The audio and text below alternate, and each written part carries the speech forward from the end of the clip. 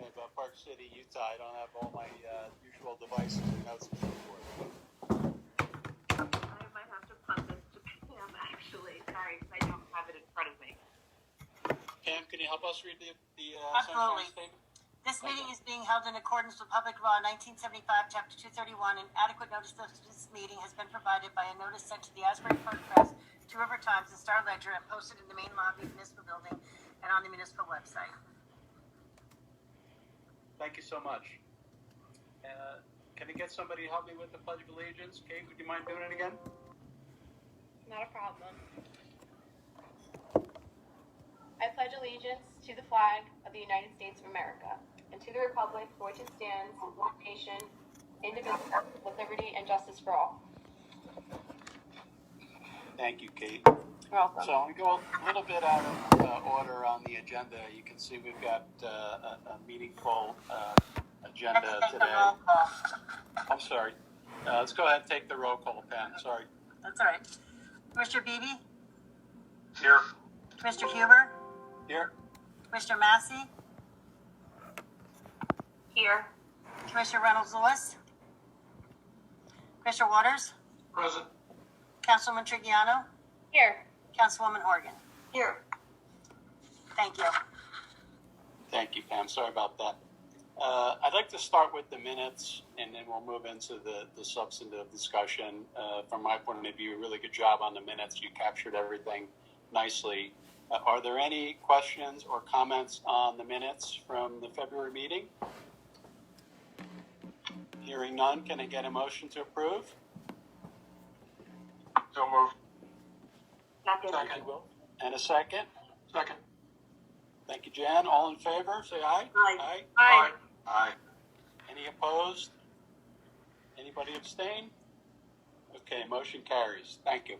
So on the agenda, you can see we've got some meaningful topics to discuss here. We've got our architectural consultants, DMR, going to take us through concept drawings, and then we just got some cost information, which is terrific.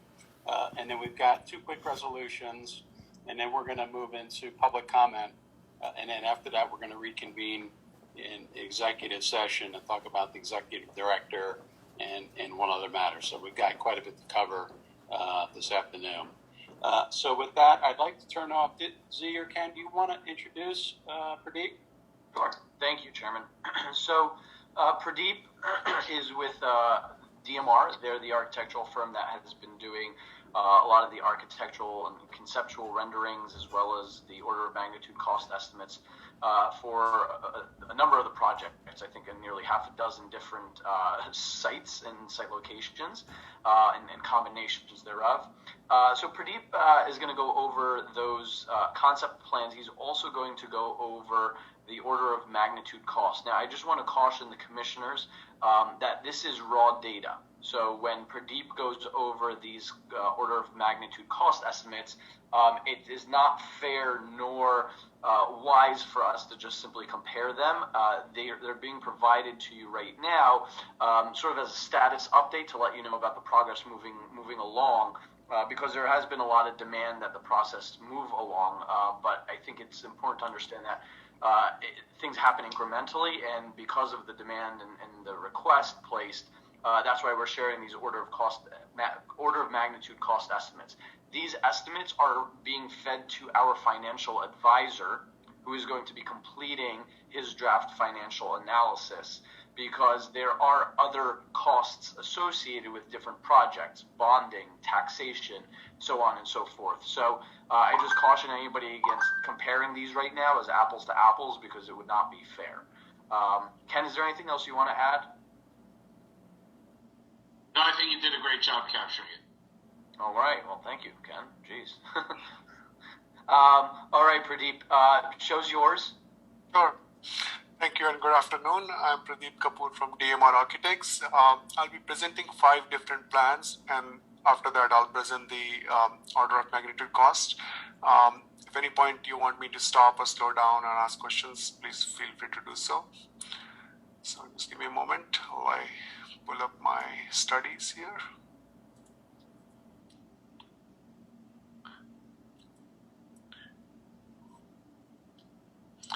So this first option I have is, excuse me, let me just go back. So the first option is the senior center site at 80 Shrewsbury location. So this particular option is basically like the existing building we will be refinishing and updating to current building codes, but the plan would remain as it is. We'll just make sure all the ADA and the current building code has met, and the building, like the flooring, the finishes, the ceiling, the lighting, and just bring the building, refurbish it, and make it usable as the plan exists today. So this is very straightforward option to bring the building up to the code and refurbish and refinish it. So existing building is roughly about 7,000 square feet, and that's what the option shows. Any question? I mean, there are not too many details here, but I can, when I go to the cost estimate, I can show what exactly we are doing, but basically the plan remains as it is. The second option in this is doing a little bit of modification in the construction to make it a little bit more functionally better. So, like for example, the existing plan misses the reception waiting area, and then often office is not like really functionally laid out properly as would be. So this particular option which we are showing here, any area which you see in like a light brown color is the area of modification. So basically, like the office area, the lounge, and a little bit work in the community center, and then as well as adding folding partitions in the classroom areas, so that there is some flexibility in this area to make these rooms used for the larger gatherings, etc. So that's the extent of modification in this. The rest of the work, which basically is flooring, finishes, paint, ceiling, light fixtures, updating the mechanical, and any plumbing work, etc., will be done same as the option number one I had presented. Pradeep, and everyone Z here. So just to clarify why option one and option two exist. Option one is, just to get the building back up and running. Option two, these modifications are based on the needs analysis and what Pradeep's team surveyed Jackie and the staff as far as needing additional space. So Pradeep, I think it would be helpful if you could pull up for a moment that comparison of space by square footage. Sure.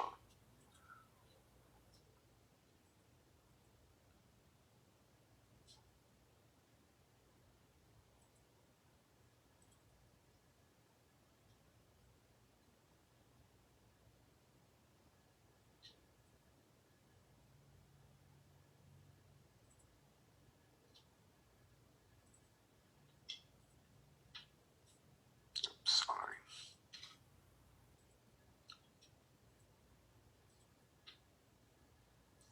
Can you see my presentation, the program, or Not yet. Not yet. Okay. Sorry.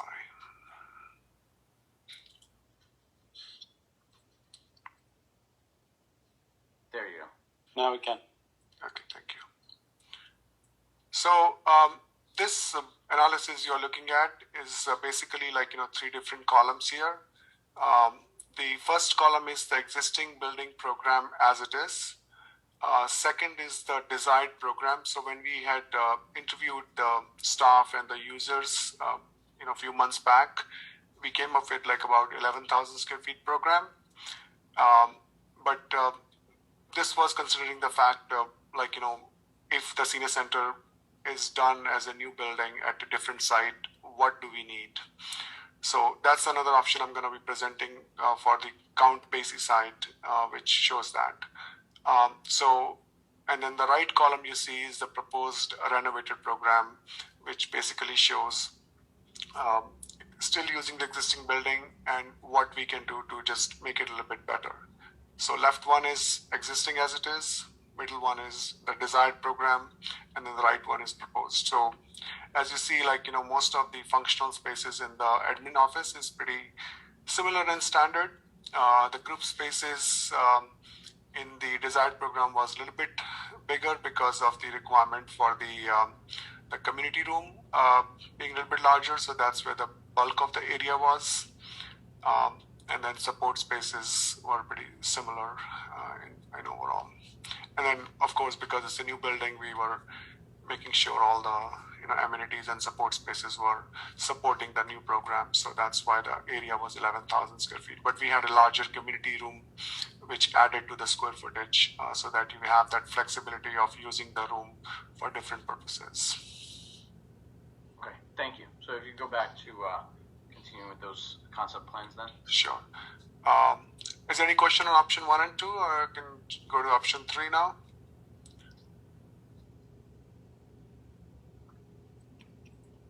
Okay. So this is the option 3, which basically still staying at the Shrewsbury Avenue site. Now, this option keeps in the fact, like, we are moving the rec center as well as the senior center on 80 Shrewsbury Avenue, which basically means like existing building will be demolished and the new building will be constructed. As you know, the parking at the new site is tight. So this concept demonstrates parking on the lower level and the elevator core and the lobby, and then second floor will be the senior center, and the third floor will be scaled down version of the rec center. From scale down, what I mean is the Count Basie site option has the gymnasium for basketball, and this option does not. So this has like a modified program for the rec center. So I'll just zoom into the option. So as you see, so this is the Shrewsbury Avenue here. We have an entrance on this side, and then we have a 45 parking spots along the site, and then there's also a drop-off area, so that people who are just getting dropped off, or they can come straight into the lobby and take the elevator or the stairs to go to the second floor. So that's pretty much the site layout. And then we have 2 floors. Let me go to the senior center first. Oops, sorry. So this is the senior center. So as you come up from the lobby area, you have lounge, community room, office area here on the right.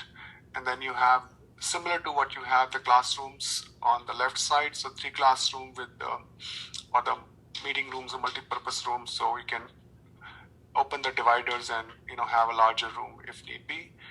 There's a kitchen, men's room, and women's room. So straightforward plan there for about 11,000 square feet. And this also has an outdoor terrace. One more thing I need to mention. There is an option we could also have a small outdoor space on the site on this side.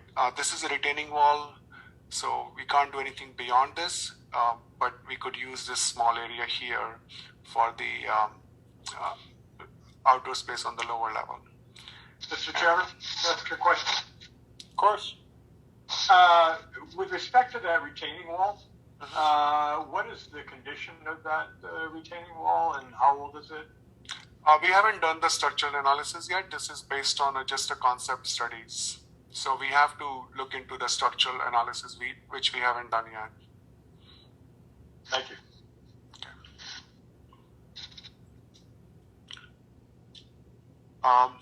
Second floor is the rec center. Third floor is the rec center. Same, come out of the elevator.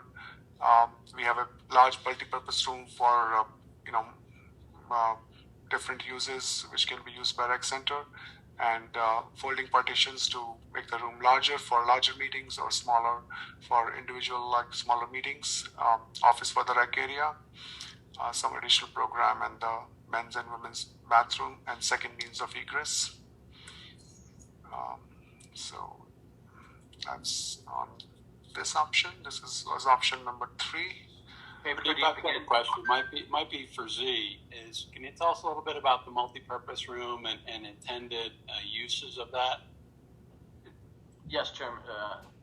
So the multi-purpose rooms, at least on the rec center side of things, are intended for activities and community groups that may need it. So it could be yoga space. It could be, so our recreation department, has somewhat limited offerings right now in terms of what they can do for the public. And then there are some things, Boy Scouts, Girl Scouts, various, civic clubs that need meeting space. So this can be broken down into individual rooms, or it can be done something larger if we want to offer yoga, camp for our kids in the summer too. Right now they don't have much space. We're at the mercy of some of the schools and their availability to allow us to host our kids and our kid programs in the summer and even spring and fall, aftercare, things like that. Okay, and the way we operate today, those groups that want to have meetings like that, since we don't have this kind of space, where do they meet? They fend for themselves. Some of them will, we try to arrange for space with the schools, or with other, like for example, Tower Hill Church has some of the community groups that meet there as well. But it's not always reliable, and some of the programs that our recreation department wants to run just can't run because of that lack of space. Great, thank you, Z. Sure. Other questions for Pradeep on this? Yes, I do. It's Kathy. There is an elevator that is proposed for the building, correct? Correct. This is the elevator right here. Right. Okay. I just wanted to be sure. Yeah, it's required by code. It's a public building, so anything which is more than one-story structure needs an elevator. So that's required. So we have that. Okay. So can you again? I'm sorry to keep doing this, but I think it's important since it's just harder with one screen that everybody has. Could you again pull up the programming? So now again we can compare senior center and rec center to the desired recreation and senior center program, because I think it's important to understand that with each of these conceptual plans, some of them are meeting and some of them are not meeting the desired program space.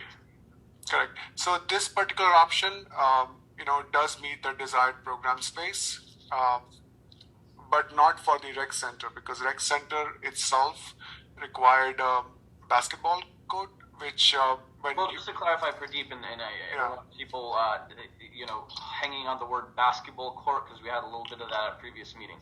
Right. Basketball court is not something that is a required element. It was only a required element at the Count Basie site because we were taking over the outdoor basketball court space for real estate, and we wanted to incorporate it in the building. So just to clarify for everybody, we're not looking to build another basketball court. It's simply to make up for the real estate space we would have taken at the Count Basie site. Correct. Okay. But for the basketball court, does it meet the needs, Pradeep? Not on this side. We're not doing that on this side. I'm saying if you put aside the basketball court, are Yes. there other needs that have not been met? No, that's the only program which was missing, was not included. Everything else is met. Pradeep, could you pull up the recreation program, please? Sure.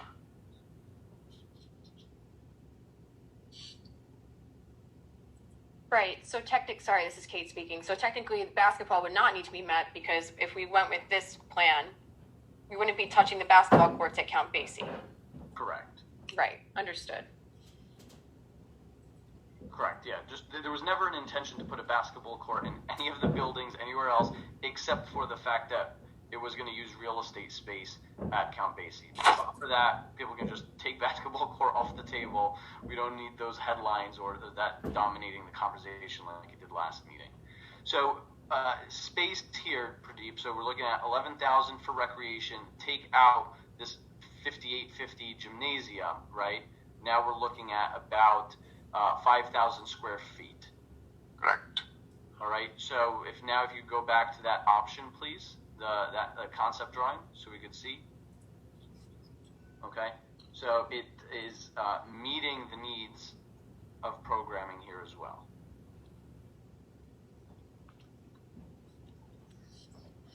Okay. Thanks for that. Next option. Team, are there any other questions for Pradeep on this option 3? So, no, I guess because we're just at a conceptual stage. I was gonna have more questions about the parking, but since it's just a concept, I can move forward without it. Sure. Okay. Are we ready to say anything about parking or not really?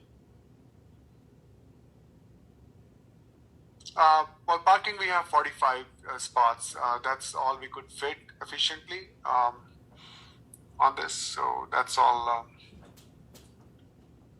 we have on this. Does that meet the zoning requirement, or is there a variance for that, or?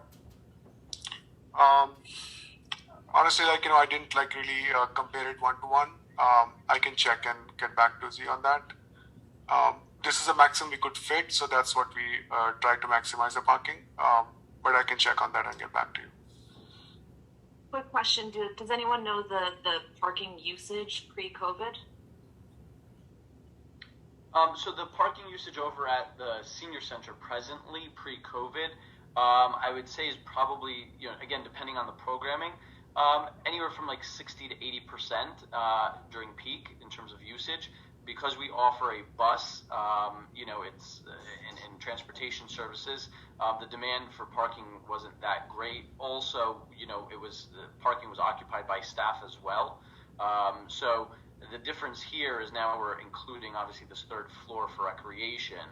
Granted, the hours of operation and the timing of the demand would vary, so there could be some shared, but I can work on that with Pradeep further, if this is an option that we want to pursue.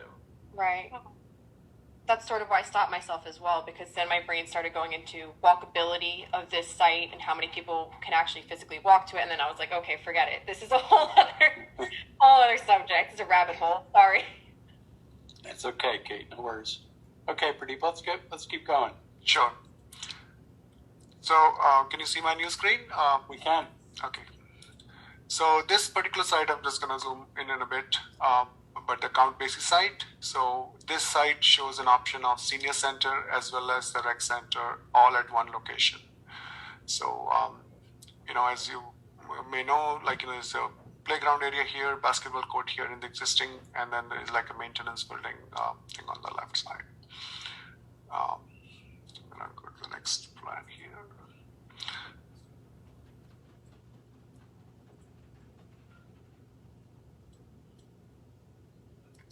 So this building here, we have a main entrance on this side. This is all single-story options, so we don't need any elevator, and it meets the complete program for 21,000 square feet for both the senior center and rec center. So we have a main entrance on this side. The left side, we have a community room with a divider, and on the right side, we have a combined administration office and the kitchen area. There is a snack stand here which serves outside to the ball field and inside to the lobby area.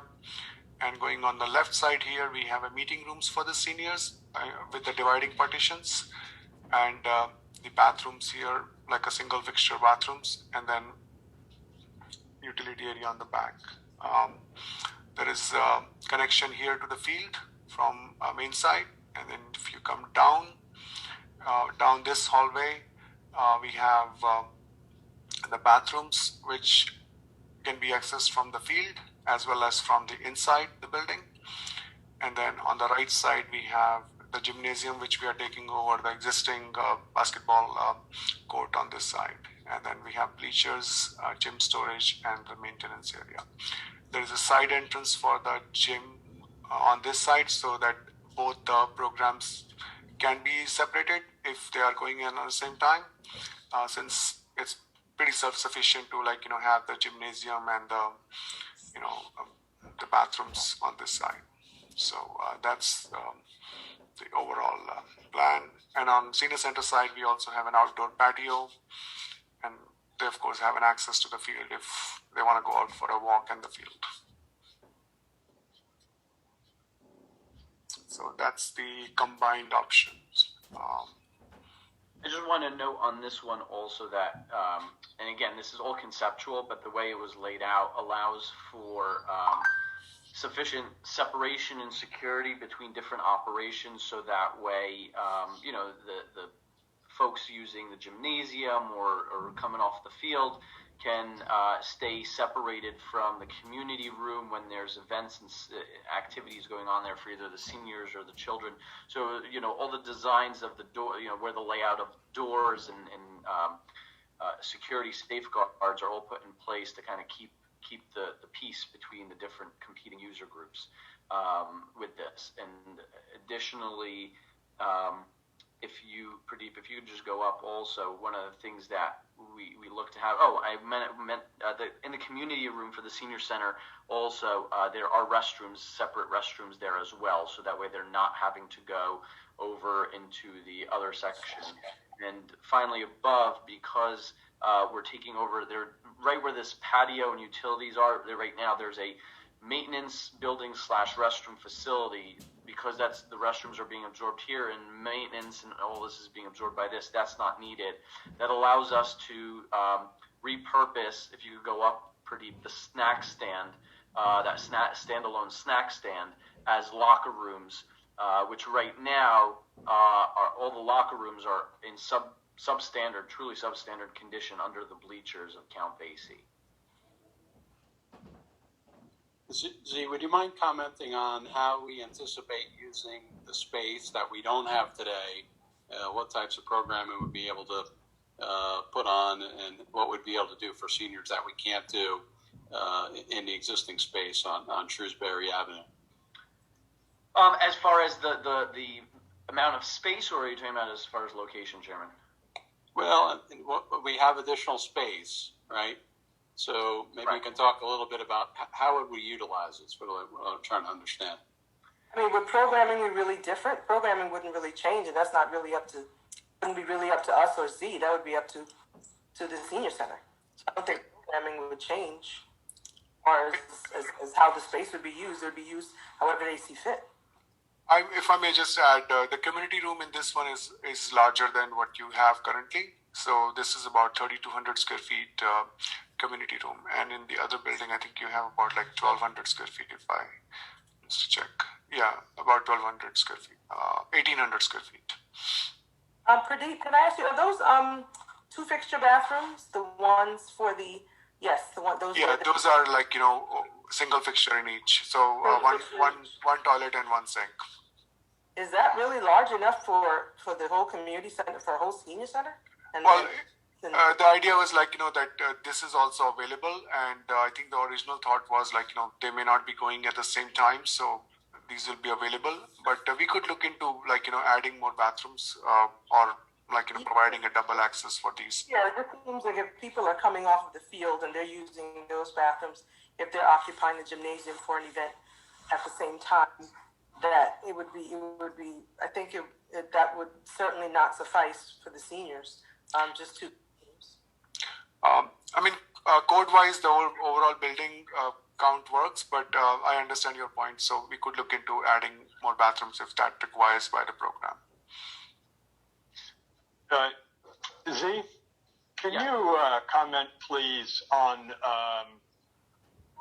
the advantages and potentially additional staffing costs of an indoor basketball court, both having four-season use of it, as well as needing to staff that, kind of what you anticipate?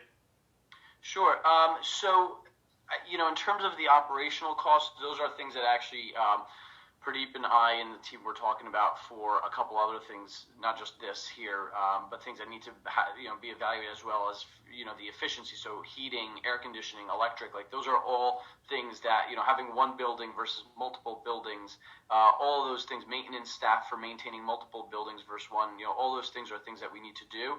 I think for the sake of this exercise here, though, and to Commissioner Reynolds-Lewis' point too, we can make more modifications. These are just conceptual. It's to see that can we fit everything that we need in here. So, to what Pradeep is illustrating is the amount of square footage here and the way we lay things out, we certainly can add, another partition of restrooms, shrink the other ones a little bit, add more on one side, balance those out. Commissioner Beebe, to the operational costs, I think the intent is to provide a community center that we don't have right now for residents. So kids don't have a place after school that they can, for example, walk to hang out with their friends, to have some quiet space. So some of these meeting rooms, some of the rooms in the gymnasium, these can be study rooms for the kids. They can be, a place where they meet up with a tutor or mentor. Again, things that we don't have They can be places that, sort of like an after school, there's programming, game night, family game night, all kinds of things that I've heard from both elected officials, members of the community, and from our recreation department about things that we want to expand. So yes, there may be additional operational costs, but I think that is the goal of wanting and creating a community center is it is a space where we can add programming that'll serve the greater community of Red Bank that right now there's a gap for. So, it could be done as what I've seen in other places. You sort of have like attendants, part-time staff at $12 to $15 an hour who are attendants. There's a certain hour that the gym and the building closes, the community center, but it's something for the kids to come to after school and be safe and make sure that, they have, resources and access to, fun and educational, resources. Thank you. Great. Other questions for Pradeep on this option 4? And I wanted to also add, there is an opportunity. What I've seen is there is an opportunity in buildings like this where we can also generate revenue, and that's by renting out the space. So people looking, residents who are looking to have a place for a birthday party, or looking to have a family celebration, or there are other groups that are looking to rent space for, let's say, indoor dodgeball, or these kinds of yoga. These are things that when we don't have programming, we can rent the space out and make some money off of it too. Great. Okay, we ready to move on to costs? Is that next? No, I have one more option. Okay, I'm sorry. Yeah, this next option is if we were to not have the combined facility here, how would we meet the needs of the community/recreation center if the senior center stayed at 80 Shrewsbury? Got it. So in this option, I'm sorry, go ahead. Sorry. I just had a quick question. I think I already know the answer, but this is not on Red Bank's Rossi or Monmouth County's Rossi, Count Basie area. It's not on the recreation open space inventory. I've been trying to just Google that while we were talking. No, but I have the Rossi. I just got to pull that up, Commissioner. I'll get that to you. Okay. No, because I think then there would be an issue of having a rec center on this site, but I don't think it's on Red Bank's Rossi. So.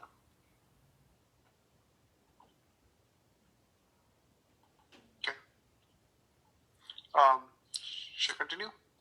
Go ahead, Pradeep. Yeah. Okay. So in this option, we are leaving the existing playground and maintenance building as it is. We are taking over the existing, basketball court location, and so people can just enter the field right from the, open side of the building, left side of the building. Zoom into the plan. So you enter the gym on the side of the building. It's a long lobby here for the waiting and getting inside the gym. The 2 entrances to the gym. That's the main gym, bleachers, storage in the back. Bathrooms, which also have an access from the field side as well as from the inside the building. So that if you want to leave them open for when the building is not being used, so they can be used from the field side. And then on the bottom here we have the admin area, the offices, and the director's office. So it's a pretty straightforward option. Questions on this one? I have one question. In the gym storage area, is that where the lockers would be? No, I don't believe lockers were going in this program here. I mean, I don't know. As if they were it was intended for storage of gym balls, soccer balls, uniforms, all kinds of equipment, tables, chairs, things like that, Councilwoman. Yeah, no lockers were going in this option. Okay, thank you. Okay. Other questions? What was the square footage needed for lockers in that last one? Sorry. Sure, I can check it and tell you.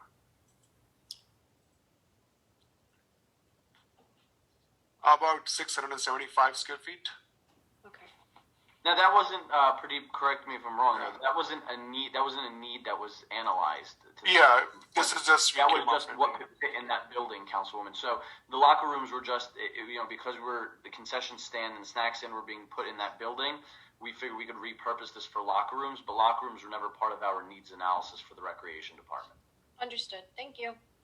And we've been just to add to that, we've been doing rec centers like in many towns, and most of the towns are getting away from doing locker rooms. Some are just adding like a changing area, but kids when they come out to play, they don't really use it as a locker room to shower, etc. They just more like a changing rooms. So we just divide that into two parts, so both the teams can come in and they have their own changing area, and then in case they need to store their bags for temporarily, they can put it there. So we've seen reduced use of the locker room as such. If there are no questions, I can move on to the cost estimate. Please.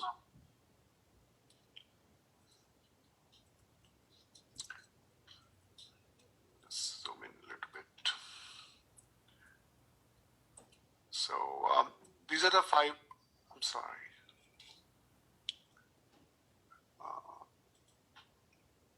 So these are five options we have. The first option I had presented was basically just finishing the existing building as it is and bringing it up to the current code and ADA. But there is a work there. I mean, there is some demolition of the existing ceiling and the doors, etc., which we have to go through. The cabinets will have to be replaced. Some insulation will have to be replaced. There is a small allowance for the roof area, replacing the doors, doing the new ceiling, flooring, painting, wall base, refinishing the toilet partitions, and then doing the furnishing, signage, window treatment, fire suppression system, the plumbing, and the hot water heater needs to be redone. And the HVAC basically is just rerouting the ducts and fixing the ducts which need to be replaced. And also doing the new lighting in the entire building and the fire alarm devices and exit signs and power outlets. So this direct work, which is definitely required for you to open the building, is roughly about $770,000. And then adding on contractor's bond and general condition, as well as some contingency, since we have not yet designed the project. So it's about $946,000 for the base construction cost. And then I gave some additional options, like in case we want to upgrade the HVAC system, so that's additional $200,000.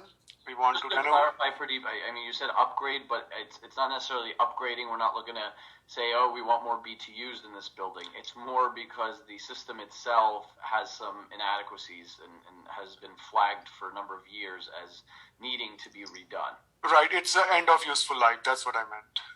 So if we are looking to replace the mechanical system, that would be the cost.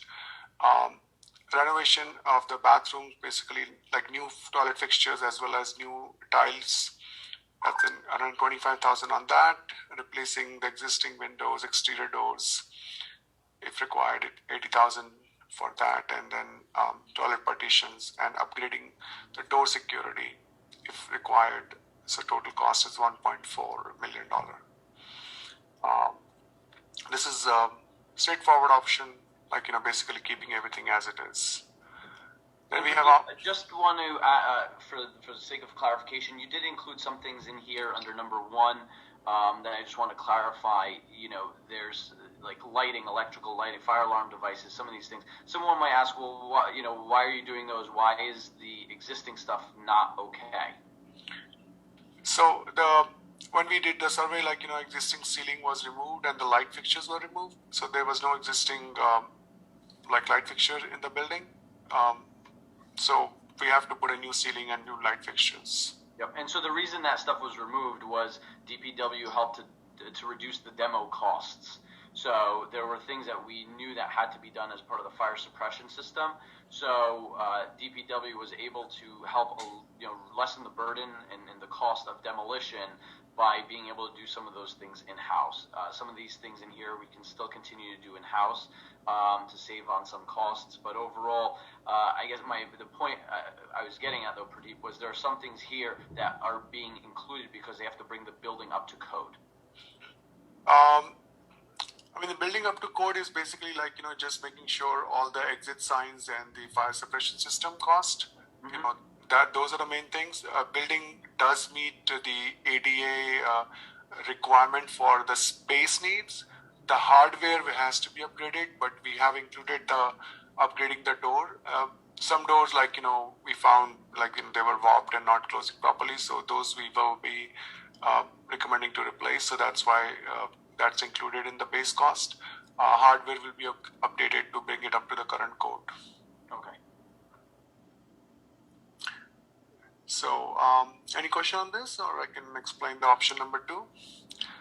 So, option number 2 here includes all the base work which we have in with the first option, and then additional items here are modification of the walls which I had presented to make the office area, lounge area, and the community room a little bit different for program needs, as well as adding the folding partitions in the meeting rooms.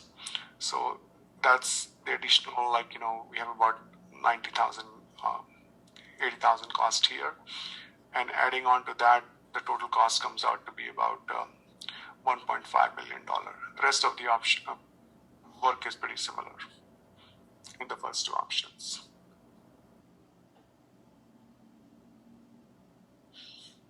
Okay, so the next option is the rec center and the senior center at the existing senior center site at the 80 Shrewsbury. So this is the option which is 3-story, ground floor is parking, first floor is senior, second floor is senior center, and third floor is the rec center. So this is a new building. Of course, this includes the demolition of the existing building as well as building a new 3-story building. Since this is a 3-story building, we have an elevator and we have 2 staircases for means of egress, and we have a parking on site. Plus, there is a 3 level of lobby and elevator entrance. So that's why the cost is what it is. It's 9.7 total rough order of magnitude is without developing a design further. So that's where we are with this option. And then there's a construction timeline of 14 months, as you can see, which is a little bit longer than the other 2 options I'm going to be presenting. Option 4 is the option where senior center as well as the rec center both are the Count Basie site. This is a single-story option, completely new building, and no elevator, no staircase because it's a single-story building. As you can see on the area on the top, this option is 22,800 square feet. This option is 21,000 square feet because we don't have the elevator core and the staircases, etc. So it has a more efficient design because it's single-story option. The base cost is roughly about $7,038,000, and total cost is about $8.6 million. The 5th option is just the rec center at the Count Basie site. 11,000 square feet building, just the gymnasium and the offices, bathrooms, etc. is about $4 million, and total cost about $5 million. So that's the overall cost of the 5 options I presented earlier.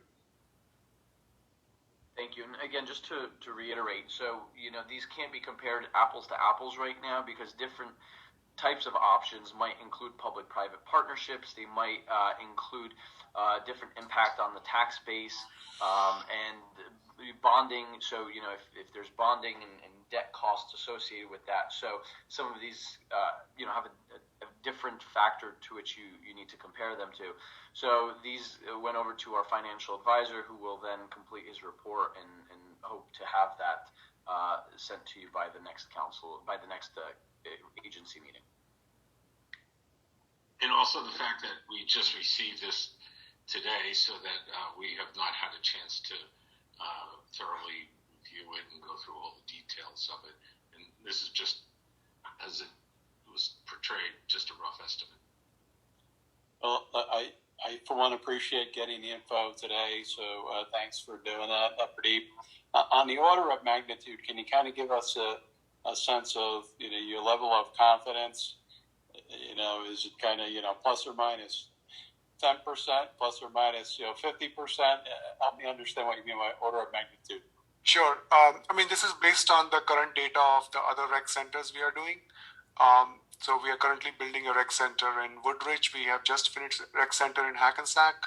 So the new building cost is pretty much in line with the cost per square foot we are seeing for buildings like these.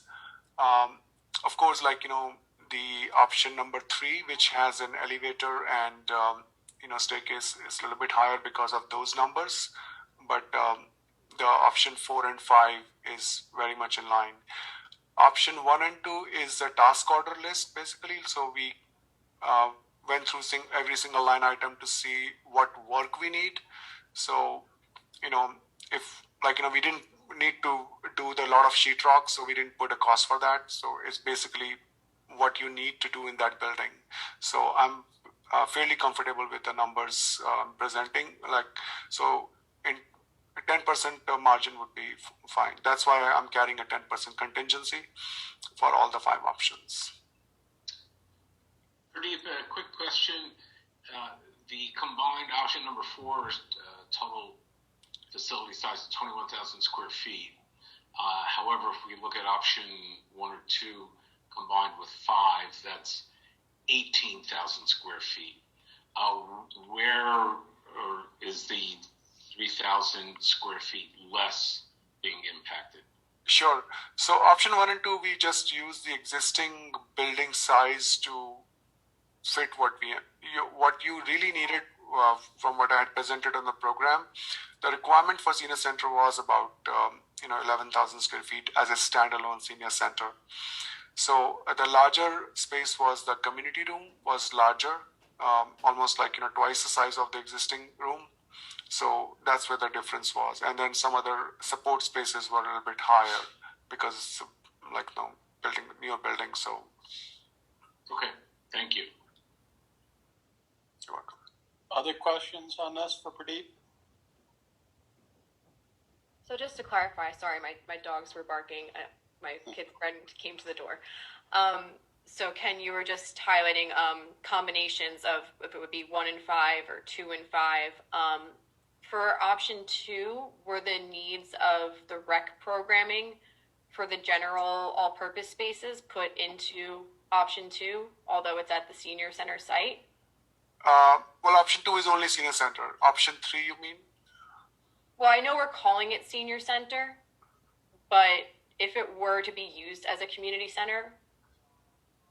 There is space, Councilwoman, that I would say yes. There is space between the meeting room, the big community room, and the individual meeting rooms with those partitions that could be used as community center space. So yes. Okay, thank you. That's the nuance with when you're looking at the combined and why it made sense to combine the two is because large purpose meeting rooms and individual meeting rooms could be dual task. They could be used for different things. So you actually don't need separate standalone spaces in 2 different locations. That comes to, I think Commissioner Beebe was asking, if you want to open a building after hours now, what's involved in terms of staffing there. So having things co-located kind of addresses that. But then there's some of those operational concerns that we have to work out later if people are using community space in a building on its own and, rec is over in another building. Zia, follow up on that. What are the typical operating hours prior to the closing of the senior center that it operated on? Things would wrap up by about 3 in the afternoon. And what time did it open? Well, so the staff was there earlier, around 8 o'clock. But again, it depends on what the program is. You know, if it's bingo, if they're doing a birthday party, if they've got guest speakers. Once the building was open, it would accept people. There was individualized meetings with the staff and caseworkers on trying to identify some of their needs. So maybe not all the space inside was always used, but there were people in there that were coming either by appointment or walk-in to meet with staff. Thank you. Any other questions for Pradeep? Okay, hearing none, Pradeep, it would be great if you could stick around and join us for the public comments. Is that okay? Absolutely. In case there are questions on this. Okay, so getting back to the agenda, we do have to approve the two resolutions. Is that correct? And help me understand the history. I thought we agreed last time to do this work, right? Correct. So, Chairman, that these are just memorializing the verbal action.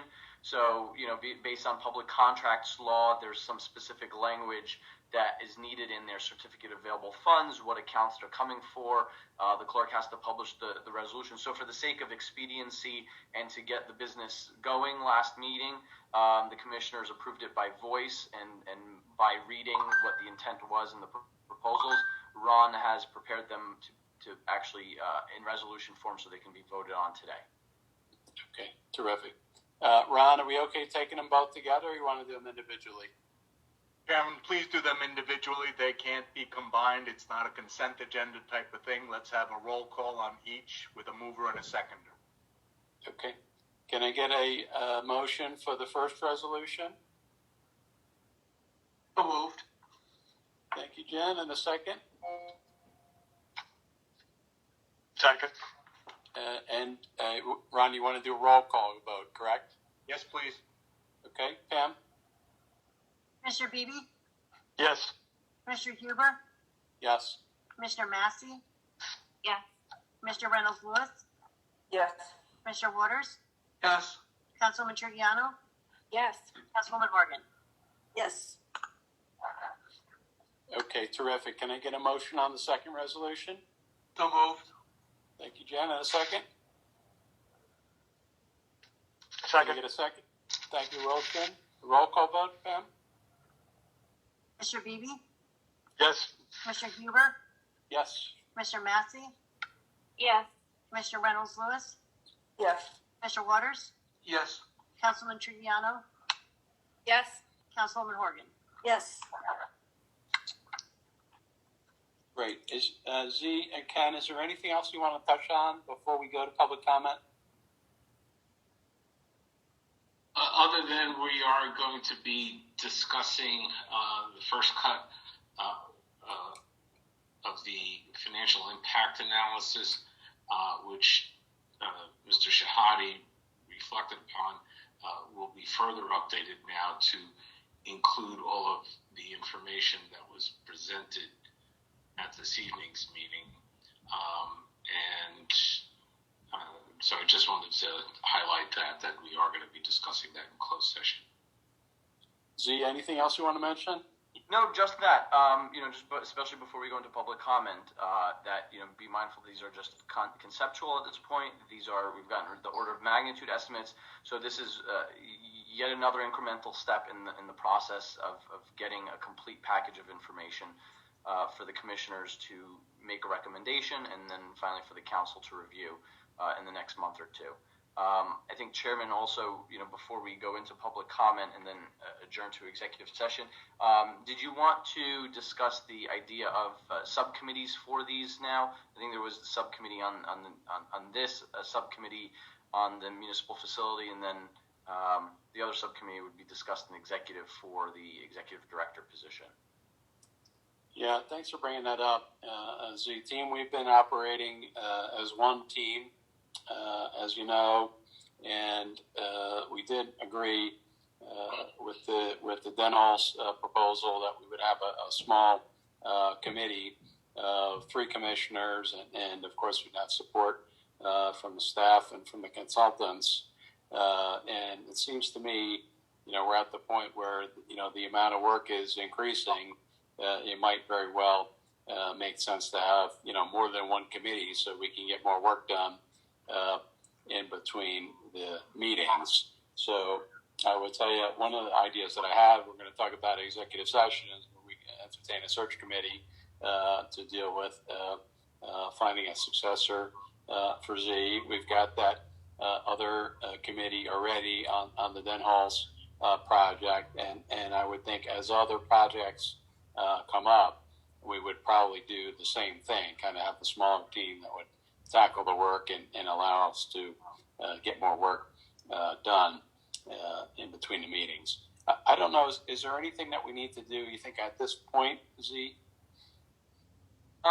Not right now as far as something to do, but when we complete that financial analysis, the impact analysis, and we've got that draft with this information, I think it would be good for a subcommittee to then review that with Ken, myself, and you, and the professional team, so we can make modifications to it before the next meeting. So, maybe a subcommittee on the municipal facilities project would be appropriate. Okay. Team, any thoughts on that? That sounds like an excellent idea. I'm happy to participate if you would like. Terrific. Thank you, Wilson. And other commissioners interested in volunteering for this? What should we call it? The Municipal Facilities Project Subcommittee. Okay. I'd be glad to volunteer. It's very creative. I'll come up with a better acronym for it. I'll Government. volunteer for it as well. Terrific. So we got Wilson, Alpha, and Jen. Do I have it right? Terrific. And Ken and Z, you'll obviously be involved as well, and you can bring in others as well. So thank you for volunteering. Appreciate that. Okay, we're ready to move into public comment. Do we have any public members of the public interested in asking questions or making a statement today? There are, Chairman, yes. The hands are coming up. So far about 4. So again, if anybody would like to comment during this public comment portion, please indicate your desire to do so by clicking the raise hand button or dialing *9 if you're on the phone. Again, please be mindful of the 5-minute limit. When you're called upon, state your name and address. You'll need to unmute yourself as well. First speaker, you have the floor. Hello, this is Ben Barr, 16 Locust Avenue. Do you guys hear me okay? We can. Okay, thank you for your work on this. I just wanted to, give comment on the senior center because it's something I care very much about. And I kind of like, the first 2 options the best myself on keeping it where it is. And actually I'm glad I waited to hear some of these other ideas and to see the visualization. I think that Count Basie, the one building that was proposed, is just too big. I also don't like the way the flow through to the 2 sides works and the patio on the far left side. I think one of the really powerful things about our current location for the senior center is its location. And I don't think it works as well over Count Basie. On the other side of the coin, though, I do like Count Basie Field very much for recreation facilities. That was my initial reaction. Also, the costs here are rather. I know you're working on some financial things and you don't have the details, but the 1.4, 1.5 million, is a much more appealing kind of price tag than the 9.7 million for the sort of 3-story thing.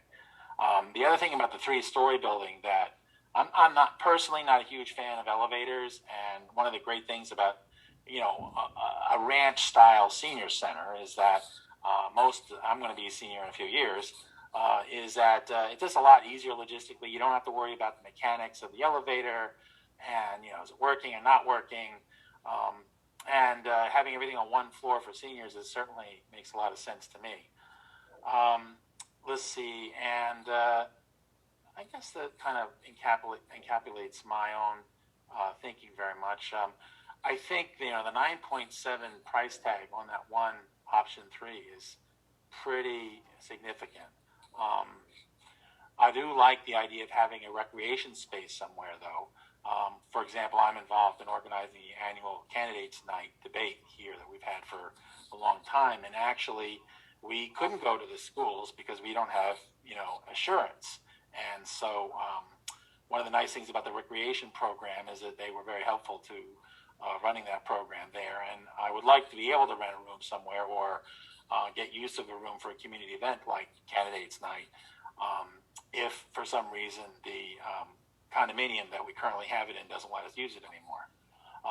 Can't do it at the schools, even though I'm a school board member, because our policies require a rather substantial liability insurance. So, and I just want to make very clear, I'm speaking only for myself and in no way as a school board member here today. Great. All right, I guess that's Thank my you. comments. Thank you so much for your input, Ben. Very thoughtful. Appreciate you coming out. Thank you. And thank you for all these options and laying it out. You're welcome. Bye-bye. Okay, Ken, who's next? Okay, next speaker, you have the floor. Thank you. Stephen Hecht, 135 Branch Avenue. I do appreciate being able to see something about each of these options. And I have a question and then a comment about the fifth option. How many existing basketball courts do we now have? G, can you help me with that? I'm gonna pull up Google Maps. I don't have that answer right now, Chairman. Okay, the purpose of my question is to understand if I've understood correctly that of the largest part of the recreation building, the recreation only building would be the basketball court, and that we felt if we were taking the outdoor court, felt compelled that we have a replacement for that, which would be an indoor court. So I would like to understand how many courts are being replaced by the indoor court. And with respect to, I'll just hope that Z is able to get that number. With respect to the concept of a community center, and I understand that the administrator's examples of homework and other kinds of things in a community center were just that, examples off the top of his head. But I also wanted to mention that there are other facilities in town that would duplicate those functions. The Boys and Girls Club, the YMCA. And so unless there is a more diverse program with respect to the recreation center, I don't think that a single basketball court and homework and tutoring and so forth would necessarily make for the best option. That's the end of my comments. I would hope to be able to understand how many courts we currently have. Yeah, I'll email that to you, Mr. Act. All right, thank you. Sure. Appreciate it. Thank you, Stephen. We appreciate your input. Thank you. If I could just comment on that as a parent in the town, just to, answer back, my kid is going to be 7.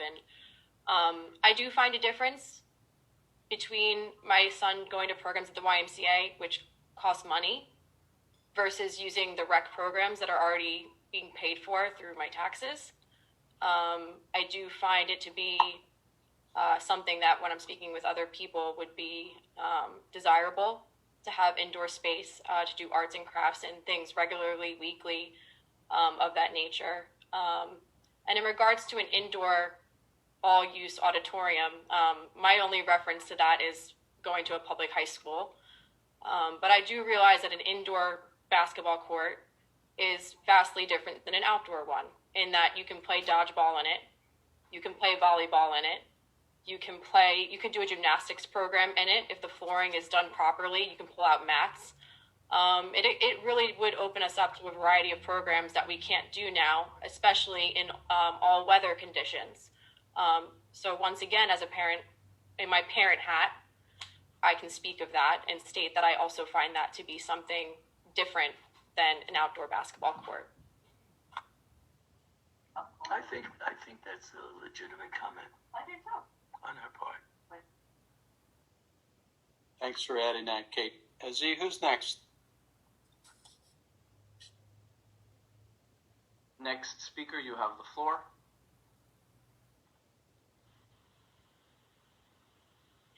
Good evening. It's Cindy Burnham from 71 Wallace Street. And I just want to let you guys know that originally, when the senior center was built, it was built as a community center and a senior center. And it was used as a community center.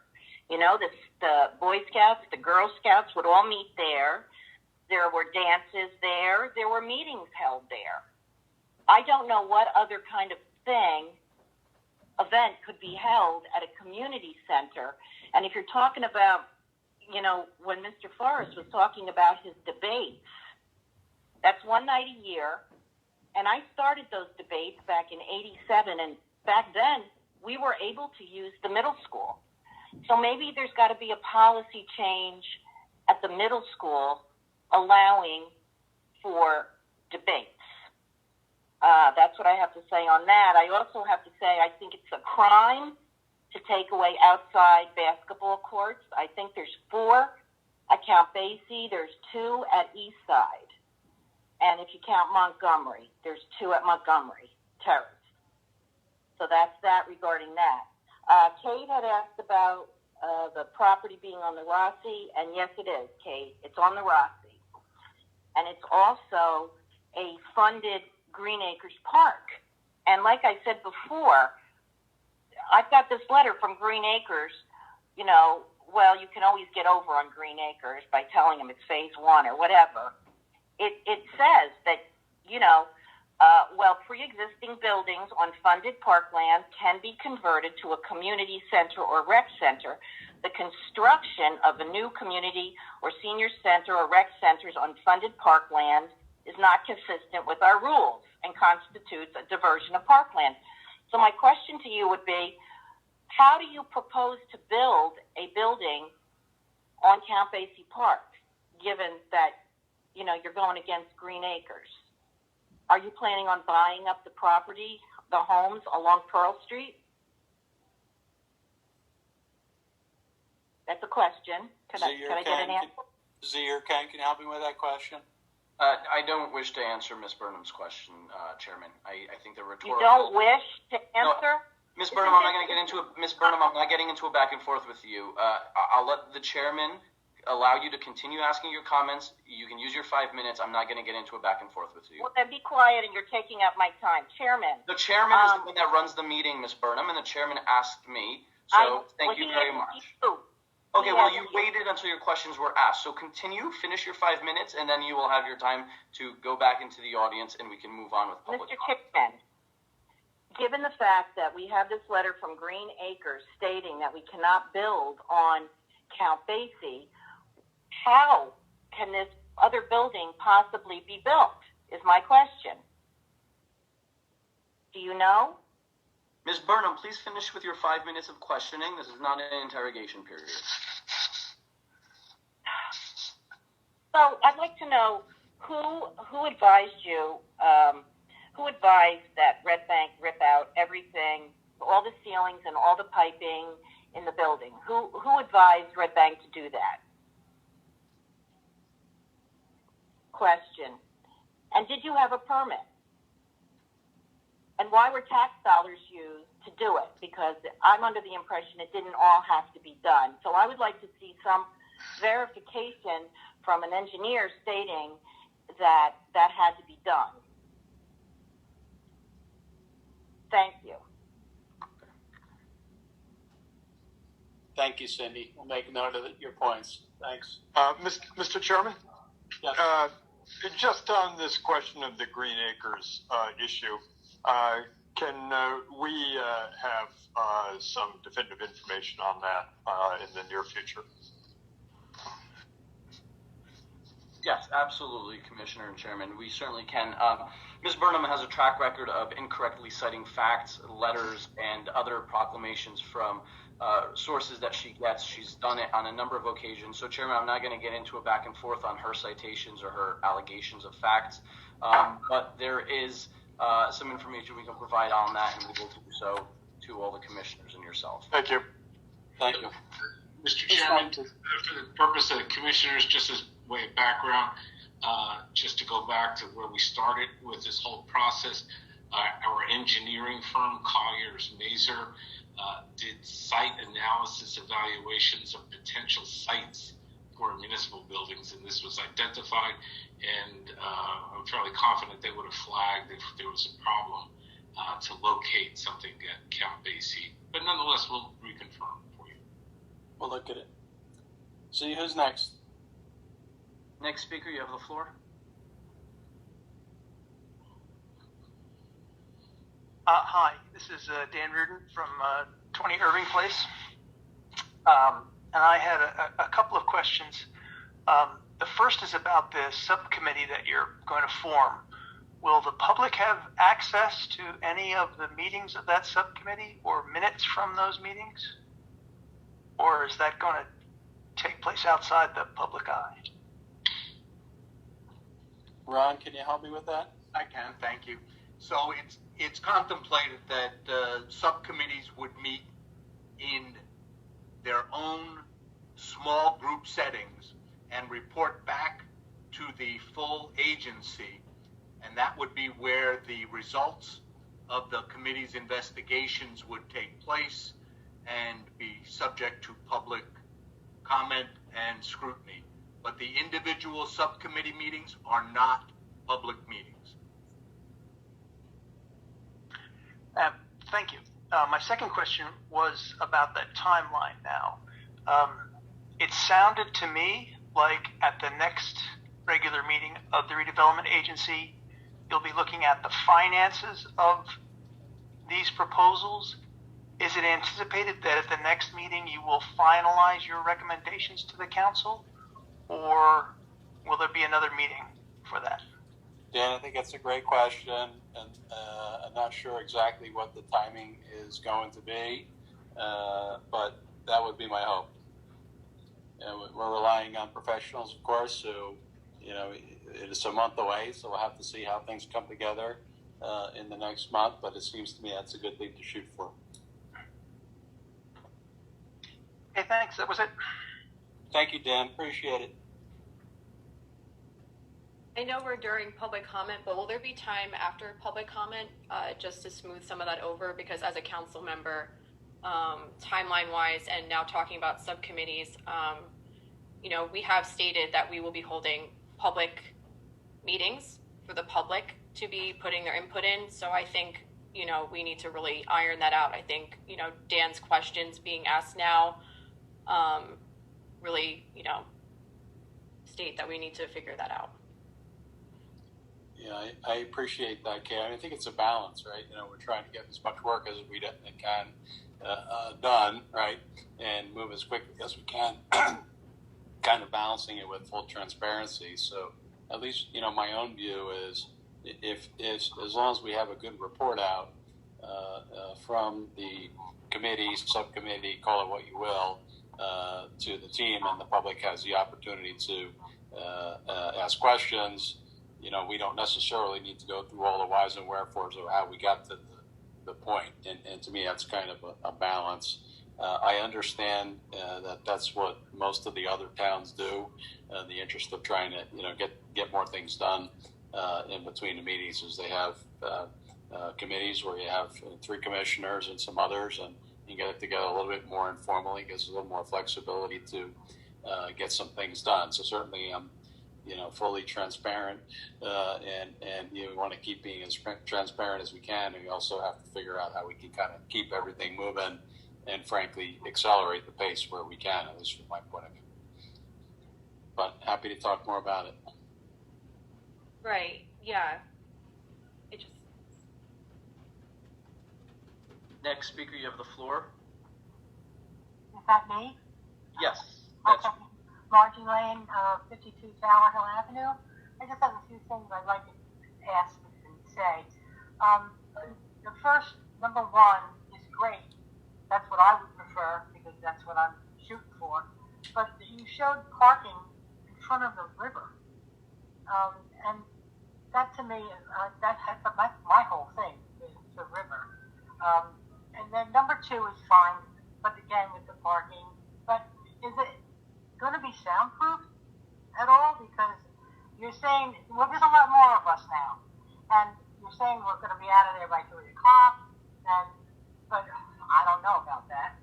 And I was just wondering if it's a second level, third level, whatever. I think that's maybe that's not number two. I'm sorry. I'm going to be afraid. That was the more expensive one. I'm not even for that. But what I did want to ask about is if we were going to go down to the park, you have us outside looking at a dump, more or less, for the outside. That's really pretty. And you are taking away the outside basketball courts for one. And we go through there at night, and people are playing basketball late into the night.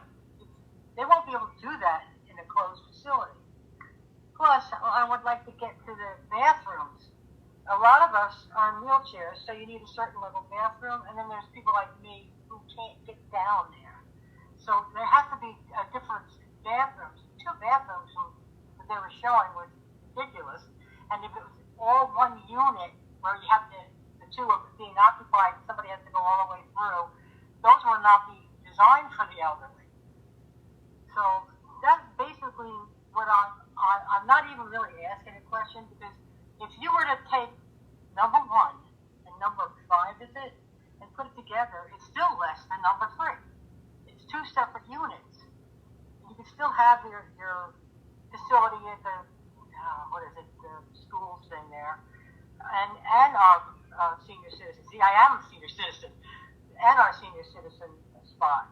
I'm just basically, I really do, from the bottom of my heart, want our senior citizen back. That's all. I just made a comment. I really don't have much of a question except for the bathrooms. If you can answer that, thank you. Pradeep, can you help me with the bathrooms question?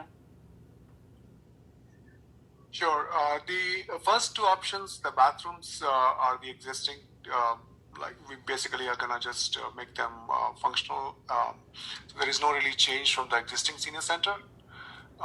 The option number 5, which also, like, one of the councilwomen had pointed out, we had looked at the facility as a whole, but there's certainly option to add more bathrooms for the senior center site. All the bathrooms, like, the code requires us to provide the ADA bathrooms to meet the handicap accessibility for the wheelchair. So the bathrooms will be ADA accessible, whether it's in the 80 Shrewsbury Avenue site or at Count Basie site. So they will definitely meet the wheelchair requirements. Thank you. Thank you, Pradeep. Margie, thanks for your comments. Z, do we have anybody else from the public? Next speaker, you have the floor. Hello, this is Tiffany Harris, and I came in a little late, so I didn't really see the floor plans for how you were going to do 1 and 2, but I did come in and see the other plans. I like the options of 1 and 2 and 5, and I'll tell you why. The senior center should be by itself, as we've been saying all along. And as far as a rec center down at Count Basie, that should also be by itself. I am not for taking away the 4 basketball courts for the outside, as Miss Margie just stated. At night, those basketball courts are packed with people playing. So if you take those away and you only have the inside facility, which they may not have access or use to the inside facility as they do with the outside facility. So that would be my reason for having the rec center right there, right next to the other basketball court. I don't know if you can do it that way. And the bathroom situation also as well. We only have the 2 bathrooms there right now. So if you added that rec center, we would have those extra bathrooms on the inside when it's open and operable. So, you know, if we have, say we have a game going on and we need to open all those bathrooms so that they're in use, so that the spectators can use and the guys or girls who are on the field can run off and also be of use. I'm not in favor for a 3-story building, and I'm not in favor for it being combined together. I just think the seniors should have their area, the children should have their area, and we have the community rooms at both places that can both be accessed and used. That's just my thought. And I am for the fix it now. So I'm with the first and second option and option 5. Tiffany, thank you for your input. We appreciate it. Thank you so much. And thank you guys for all the work that you're doing. I really appreciate it. And I just hope that we can get to a resolution with this sooner than later. The seniors want to build it back. It's something that we all share. Thank you. Thank you. Ken, Z, is anybody else waiting to comment? Yes, Chairman, we've got about 3 more for now, so. Okay. Next speaker, you've got the floor. Hi, this is Nancy Blackwood, 34 Chestnut Street in Red Bank. First and foremost, I don't have that much to say except thank you for your hard work. And I liked that we took the time to explore all the options that were available, because I think that this is actually a very healthy process, which is something that, you know, we as, you know, if you own a home, that's basically what you're doing. If you have a major repair, you explore all your options. So I do appreciate it. I do like the concept drawings. I don't have a preference for either, anything at this point, because I would like to, you know, just sleep on it a bit and look at the numbers as well. But I do want to thank you all for your hard work, and yeah, thanks again. But next I have Phil, who wants to speak, so he's right here. So he'll use the rest of my time. This Okay, is Nancy, thank you. Phil Blackwood, 34 Chestnut Street, and thanks for your work. I would like to especially thank you for reaching out to the staff at the senior center and hearing their views about what's needed. And I really, really, really would like to make sure that whatever we do satisfies the needs that they've expressed. Great point, Phil. Absolutely. That's all. So my vote goes to Jackie. What, Jackie? Nancy, thank you both. Thank you. Next speaker, you have the floor. Next speaker, by phone, you've got the floor. Please unmute yourself. Yes. Yes. Name is William Poku, 90 Bank Street. I think that what Cindy spoke about should be taken seriously. And I think it's an absurdity that when someone like her asks very difficult questions, she should get the response that she got. This subcommittee stuff that you've spoke about, are these subcommittees also going to form other subcommittees? So there's subcommittee of subcommittees? And if they do that, would the public know about it? You know, the situation, yes. William, Okay, right. No, All right. we're not going to do that. All right, very good. So, for the sake of transparency, what happens needs to be brought out, you know, so that people like Cindy that ask very difficult questions, no matter how absurd that you think the questions might be, they are worthy of answers, so that there's clarification for all the people that are involved in this. Now, like Tiffany said, the senior center needs to stay where it is. It's an ideal spot. People, after programs, could hop on the train and go to New York and have a great time and all that stuff. And what needs to be done is for it to get fixed. And it appears that options 1 and 2 are basically the only ones that are listening to what the public has basically come out requesting. Okay, William. Well, thank you for your input. We appreciate it. With regard to the questions, we try to answer the questions on the spot to the extent that we can.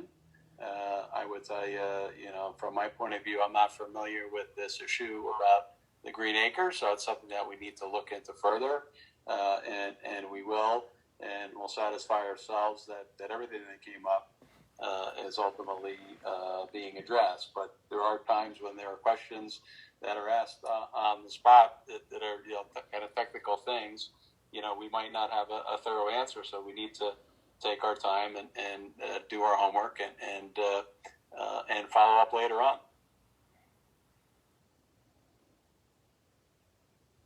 Next speaker, you have the floor. Hey everyone, Craig Dolan, John Street, Red Bank. A couple of comments as a 13-year parent here in Red Bank, coach for the rec teams, very active in the art shows, the concerts in the park, and I do understand that we have subsidized all those events with our community partners such as St. James and the YMCAs and other schools. So open-minded to all this and a lot of cool things on the drawings. So I will state that I'm a big supporter of change and things that are new. There is definitely an issue with removing those outdoor basketball courts to Basie. They are packed. I'm there 3 nights a week in the fall, 3 nights a week in the spring, and they are definitely crowded. So locking up in an internal basketball court, I would imagine, is not going to have free open access 24/7, so that would be a challenge. For the record, there are 2 full-court basketball courts at Basie. There's 1 full court at Eastside. There are 4 hoops. Actually, there's 3 at Basie. One of them has fallen down. So just for clarity, as a parent that lives at the parks of 2 boys, so that does need to be addressed. There are existing baseball fields that are not utilized at Basie. So using those baseball fields for possibly a concrete outdoor basketball court with lighting would be an alternative. But I am significantly concerned with a couple of things. One, the senior center drawings, we put parking on the river. We're masters of that in Red Bank. We put lots of parking on the river side of things. Marine Park's a good example of that. I would be hesitant to really be a supporter of a senior center with parking using the riverside. So that I would hope could be considered. I'm not big on building it the way it is. I am a supporter of the senior center. But if there's an opportunity to give seniors something more, I know the seniors have been in that building. I've been in that building for after-school programs for my children and participated in the Actors Academy, which I think was a great event that Charlie put together, in addition to the millions of things Charlie puts together that we're going to miss. But to build it better, with better access, and nothing keeps seniors younger than interacting with children and seeing other people and their community members. So I would be supportive. I'm not against any really of the plans, so I will state that. The last thing I will be 2 concerns. The parking at Basie would need to be significantly addressed with anything put there for additional activities. The parking right now is atrocious. You circle for minutes to half an hour, especially with games going on. And the last thing with games going on, what is the funding from Red Bank Catholic, who are the only people that ever use the locker rooms? I've been a coach of travel soccer, rec soccer. The only time I've ever been in those locker rooms is to pick up equipment, which was actually only 2 weeks ago for baseball. So in 13 years, I've never been in that locker room as a Red Bank rec parent. So what is the contribution to these funds related to RBC and the other schools that are leveraging our facilities? It should not be fit. The bill should not be fit on the folks that are living in town unless we're charging those schools to subsidize it. So I think I covered all my notes. I thank you for your time. I know I'm between you and dinner. So have a great evening. I appreciate your hard work and your open-mindedness. Mr. Chairman, can I ask Mr. Dolan a question? Sure. Mr. Dolan, you mentioned the baseball fields at Count Basie. You said that they're not utilized? The three dirt fields, those two dirt fields are, it's actually three fields. The two face each other, so it's actually a safety hazard if there's two games on them. Right. Especially when the adult men are playing softball, there's balls flying into JV practices and rec practices.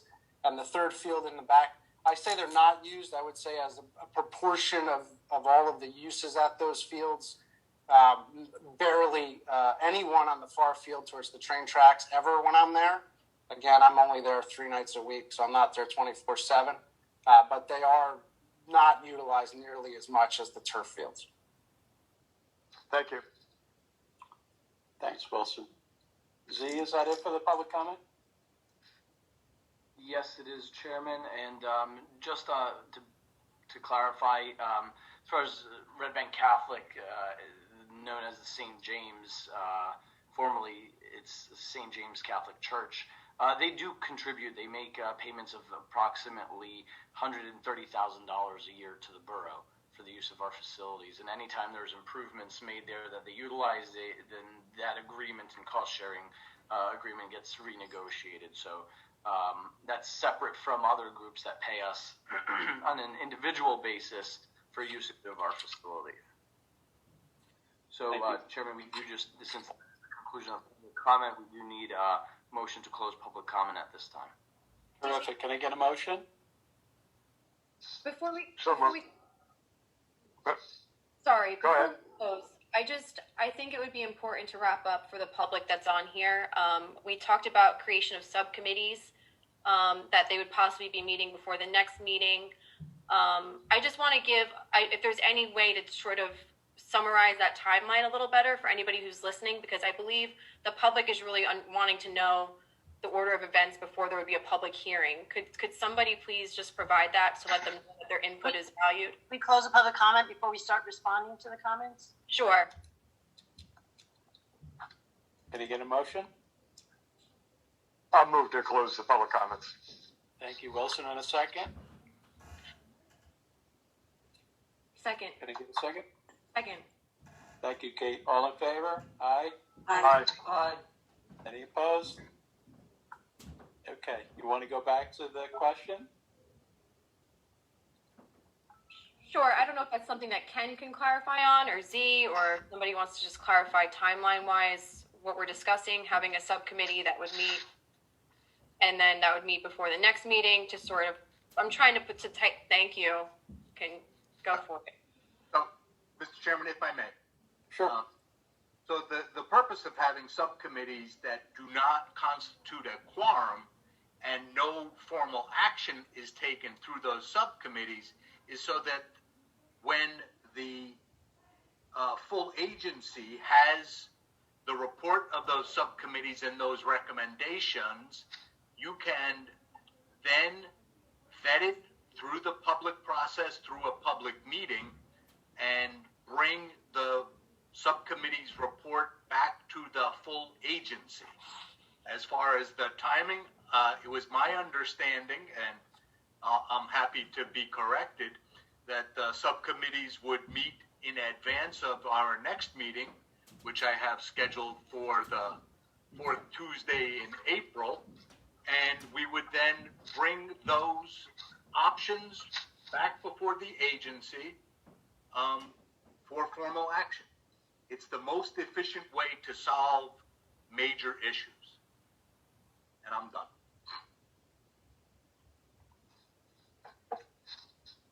And Kate, as far as the timing and everything, so I think the idea would be meet as soon as we can, as soon as we have the information. I don't know that we're able to say exactly where we go from there. I suppose it depends, what happens at the meeting, but I would expect that the committee would report out at the next agency meeting. I mean, I look at it like, other boards that I serve on where you have committees and most of the work gets done in the committees.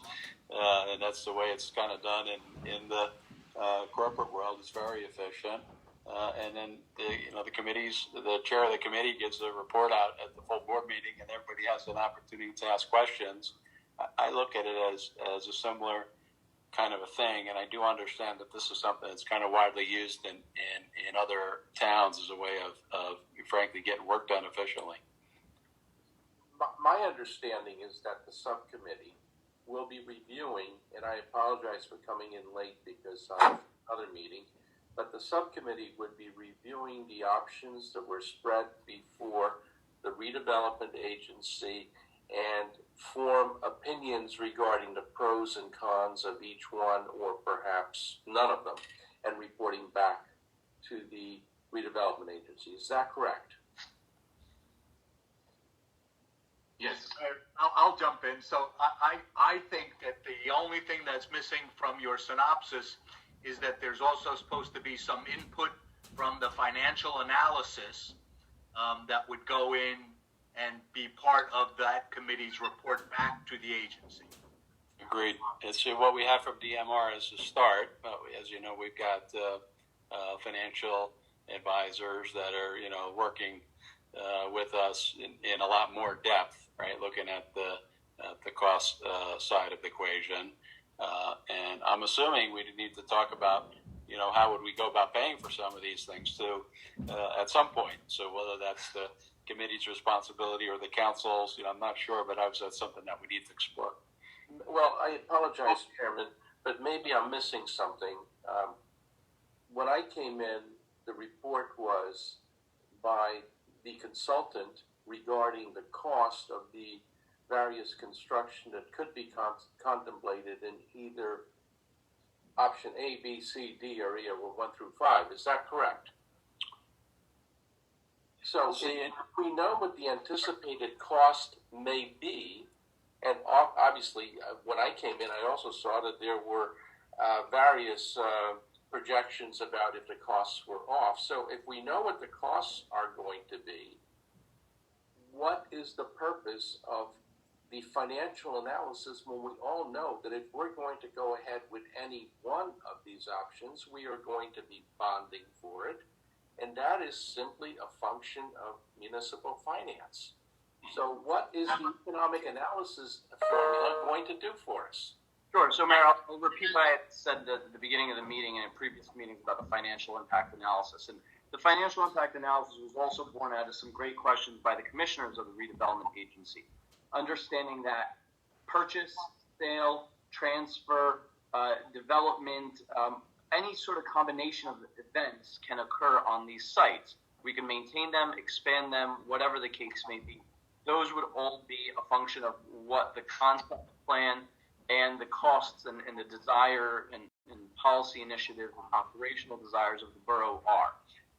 All of those actually are variables that can affect that analysis. So not everything is as simple as you said, Mayor, a bond, okay? So some things, if there's a public-private partnership or the purchase of private land in lieu of, or the transfer of an operation to public land, those can also affect the tax base. Properties have assessments. So what started out the process, to back up again on all of this, we started out by having our engineers look at, actually, let me revise, our architects do a programming and needs analysis.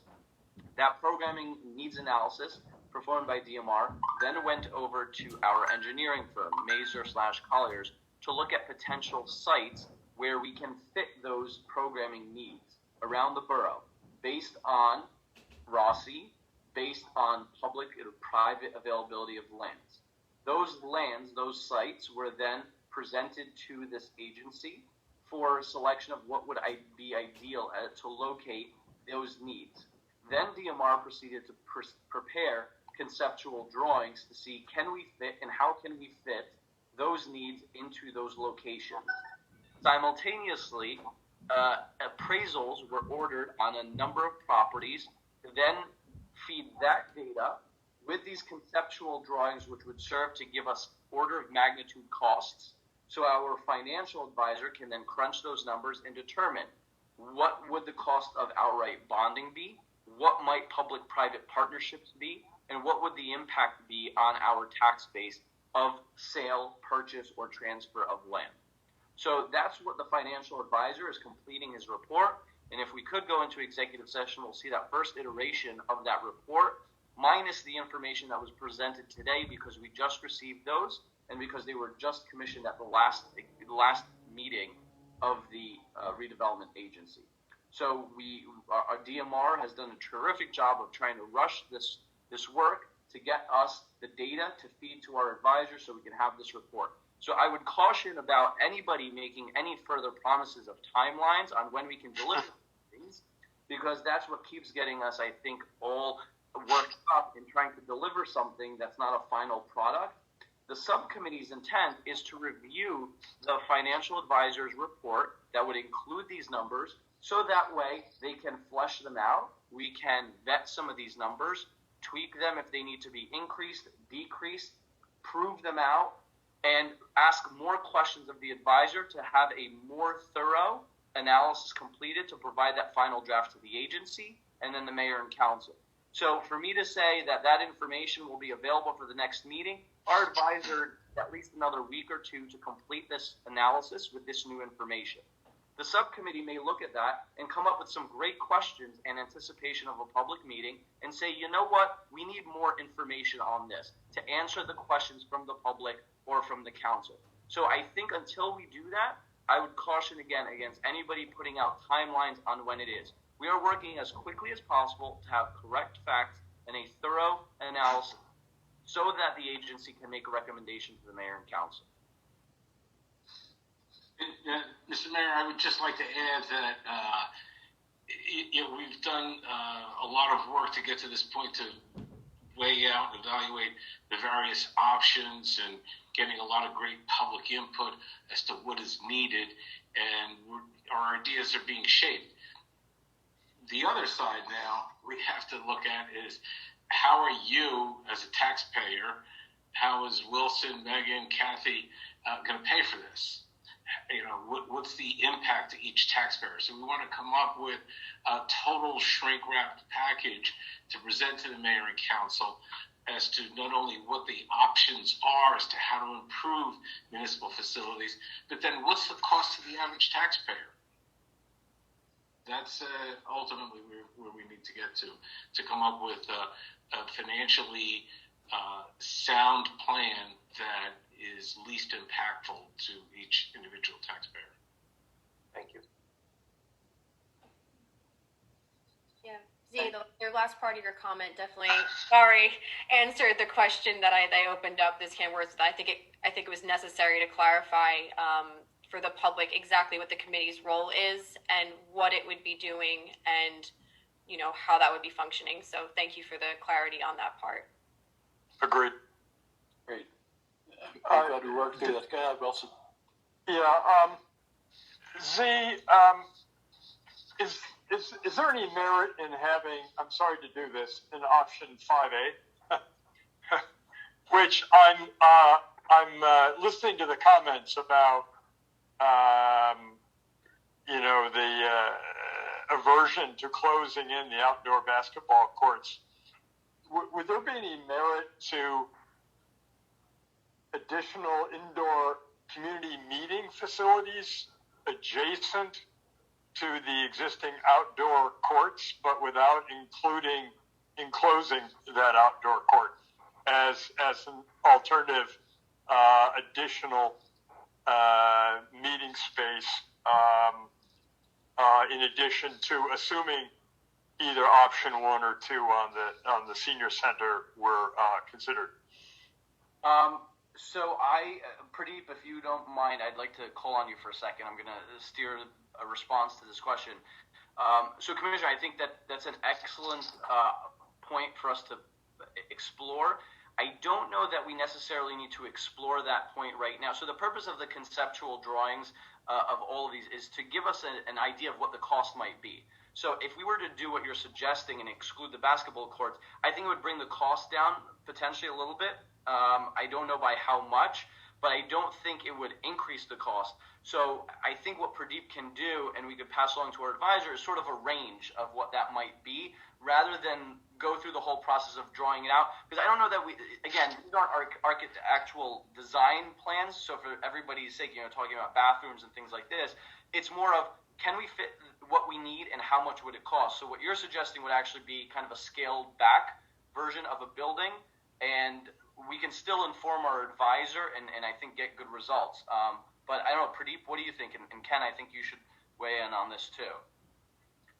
So, I mean, if I understand your question correctly, we are saying like, eliminating the indoor basketball court and just doing the bathrooms and the administrative offices. Probably a little bit more than that, because I wouldn't see much point to just adding administrative offices and bathrooms. If you're putting up a new structure, you could add some community flex space as well. Okay.